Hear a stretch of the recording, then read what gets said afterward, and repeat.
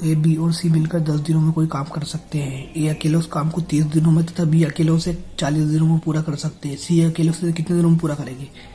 ए, B और सी तीनों मिलकर 10 दिनों में एक काम करते हैं। तो एक काम को 10 दिन में कर रहे हैं तीनों मिलकर 10 दिन में।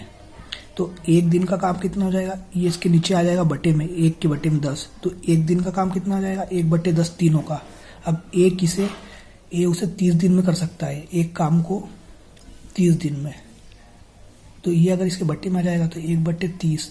तो 1/30 काम एक दिन में करेगा। एक दिन में कितना करेगा वो? 1/30 काम करेगा। सेम बी 40 दिन में कर रहा है, तो बी एक दिन में कितना? 1/40। एक दिन में 1/40 काम करेगा। अब तीनों मिलकर 10 दिनों में कर रहे हैं, मतलब कि एक दिन का काम 1/10 है तीनों का मिलके। तो ए प्लस बी प्लस सी तीनों मिलके एक दिन का काम कितना है? 1/10। तो ए का काम कितना है एक दिन का? ए का काम एक दिन का 1/30। तो 1/30 प्लस बी का है 1/40 plus C is equal to 1/10। जब हम इसको आगे सोल्व करेंगे तो क्या जाएगा? सी बराबर 1/10 माइनस 1/30 माइनस 1/40। इसको और आगे हम सोल्व कर लेते हैं तो क्या मिलेगा हमें? इसका हम ले लेंगे लघुत्तम, यानी कि 4×12। अगर हम इसका 120 लघुत्तम लेंगे तो ऊपर क्या आ जाएगा?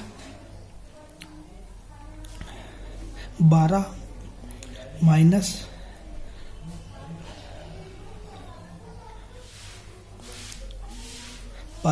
30 चौक 120 और 40 थे 120 अपन में 120। तो 4 3 7, 12 में से 7 गए तो 5/120।